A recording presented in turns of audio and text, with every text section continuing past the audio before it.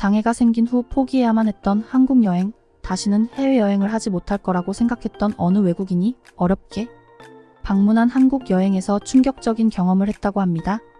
그녀가 모든 것을 포기한 것은 교통사고로 생긴 장애 때문이었는데요. 휠체어가 있어야만 이동할 수 있는 그녀였기 때문에 어쩌면 해외여행이 불가능해 보였는지도 모릅니다. 랭킹 그랬던 그녀가 한국 여행을 시도해봤다고 하는데요. 그녀가 남긴 여행 후기가 큰 화제를 낳고 있습니다. 필리핀 여성의 사연입니다. 저는 얼마 전 한국으로 여행을 다녀왔습니다. 그런데 그곳은 마치 저의 유토피아 같았어요. 친절하고 따스한 사람들은 물론이고 한국에서의 모든 생활이 너무나 좋았거든요. 우선 저는 필리핀에서도 메트로 마닐라라는 수도권 지역에서 태어나고 자라왔습니다. 그리고 한국이라는 나라는 제 매우 친근한 국가였어요.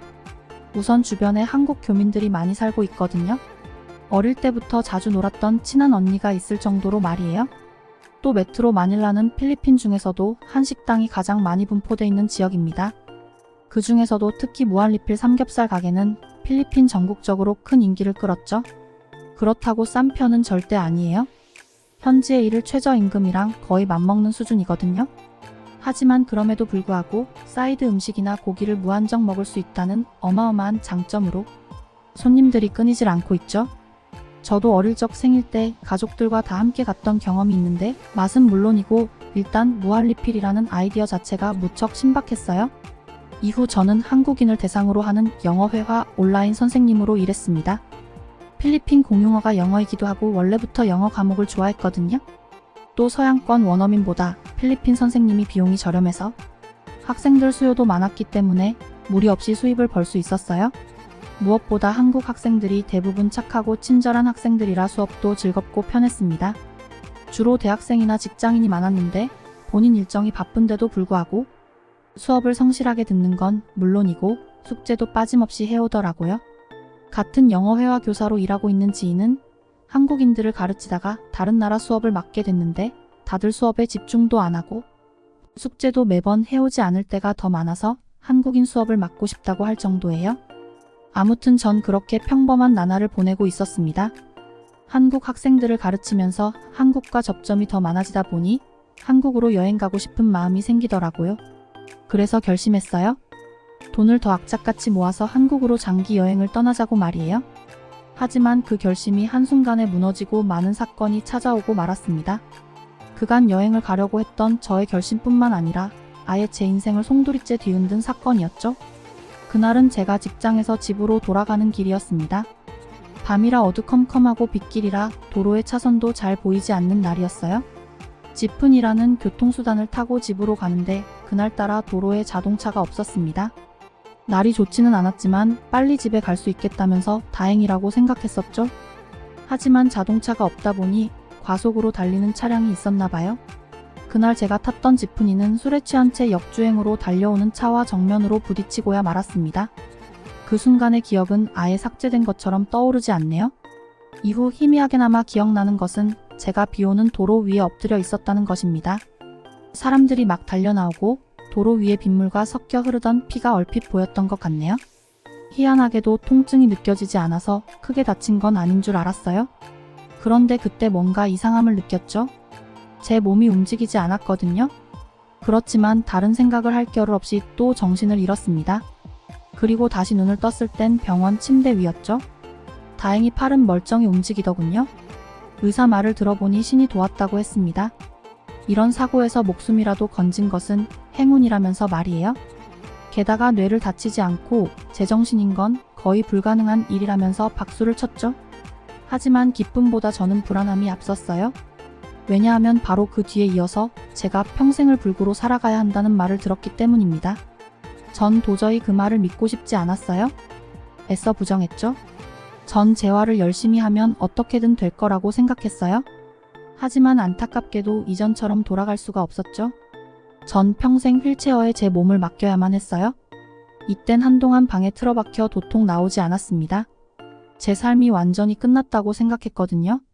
그리고 무엇보다 한국 여행을 가기 위해 악착같이 돈을 아끼면서 큰 돈을 모아왔는데 돈이 있어도 이제 여행을 갈 수가 없다는 현실이 정말 비참했습니다.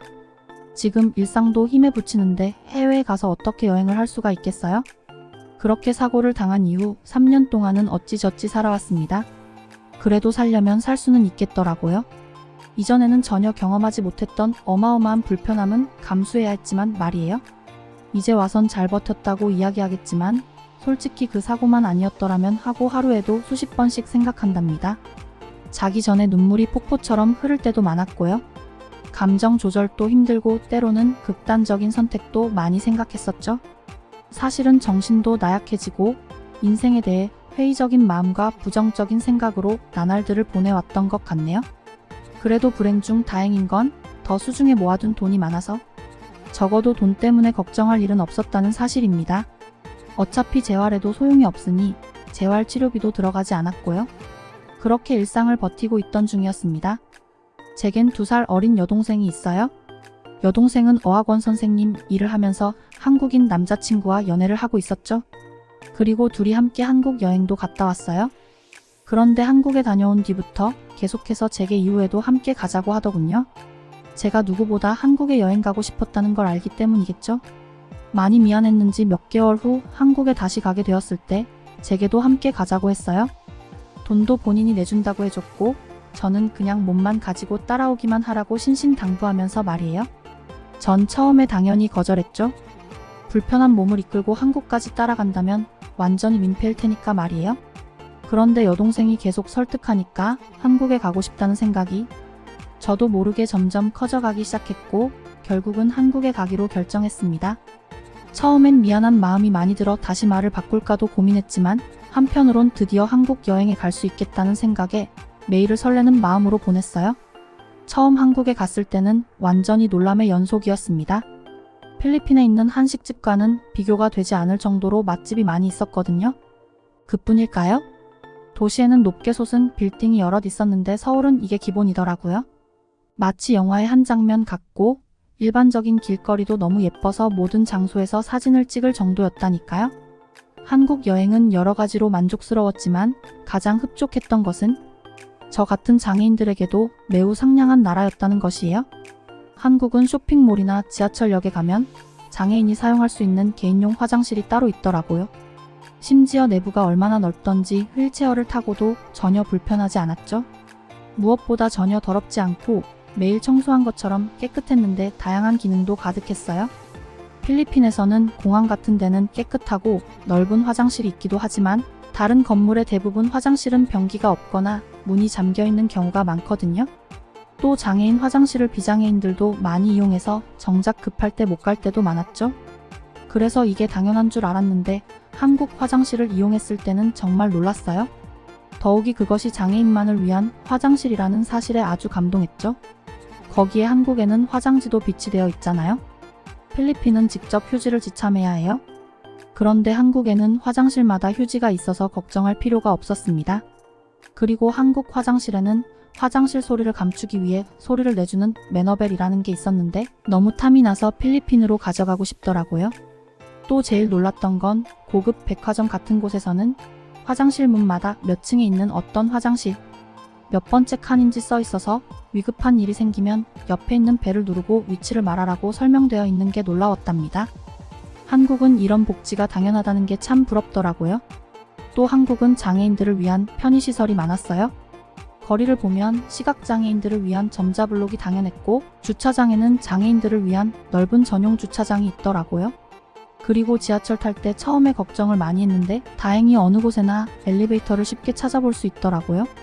지하철뿐만이 아니었죠. 건물들마다 휠체어가 진입할 수 있도록 계단 옆에 경사로가 설치되어 있어서 건물에 들어갈 때마다 필리핀에서처럼 고난을 겪지 않아도 됐었어요. 한국인들의 이런 배려에 놀랐다고나 할까요? 그런데 그렇게 순탄한 여행만 할 줄 알았는데 제게도 고비가 있었답니다. 하루는 여동생과 단둘이 여행하기로 했었어요. 여동생이 잠깐 화장실에 가 있는 동안 밖에서 기다리고 있었죠. 그날 날씨가 너무 좋아서 가만히 있기가 싫더라고요. 그래서 혼자서 경치를 둘러본다며 조금 돌아다니려고 했는데 실수로 다른 데를 보다가 단차를 확인하지 못하고 휠체어에서 굴러 떨어져 버렸어요. 그나마 높은 곳이 아니어서 천만다행이었죠. 하지만 여동생이 없어서 당황한 마음이 제일 컸고 또 사람들이 다 보는데 너무 창피했어요. 휠체어에서 떨어진 일은 휠체어를 탄 지 얼마 안 됐을 때뿐이었는데 너무 오랜만이라 창피하고 그렇더라고요. 일어나려고 해도 도저히 일어나지지가 않아서 낑낑대고 있었죠. 이런 일이 혹시 벌어지진 않을까 늘 염려하고 걱정했는데 그 돌발 상황이 외국에서 일어나니까 창피하기도 하고 서럽기도 하면서 눈물이 나오더라고요. 빨리 여동생이 와주길 바랐어요. 그런데 놀랍게도 절 도와준 건 여동생이 아니었습니다. 한국 사람들이 일제히 제 쪽으로 와서 제가 일어날 수 있도록 도와줬거든요. 그들은 일으켜주고 나서도 다들 다친 데는 없냐며 걱정해 주었어요. 넘어지면서 팔과 손바닥에 작은 상처가 생겼었는데 어느 한 한국인이 가방에서 반창고를 꺼내서 붙여주더라고요. 전 혼자가 아니었던 거예요. 한국인들은 시설뿐만이 아니라 정말로 상냥한 사람뿐이라는 사실을 뼈저리게 느꼈어요.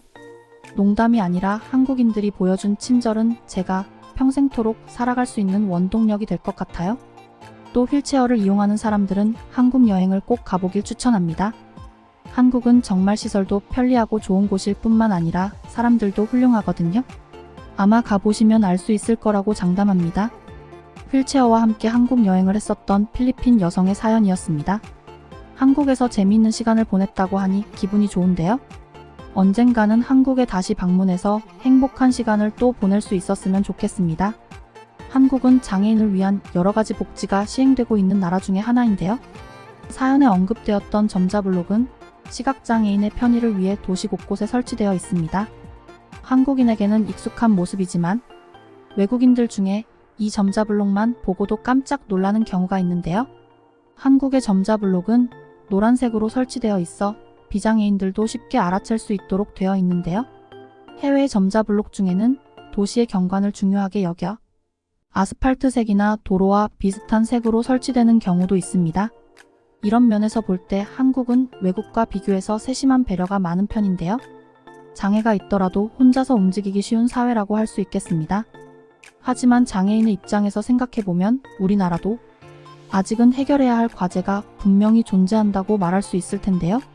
장애인들을 위해 항상 좋은 복지를 해주기 위해 노력하고 있는 만큼 앞으로도 우리나라가 국내나 해외에서도 더 좋은 사회 만들기에 기여할 수 있었으면 좋겠습니다. 지금까지 특별한 한국의 이야기를 전해드리는 스페셜 튜브였습니다. 더욱 더 좋은 영상으로 찾아뵙겠습니다. 듣기 주셔서 감사합니다. 오늘의 영상은 이게 전부입니다. 모두가 건강하길 바랍니다.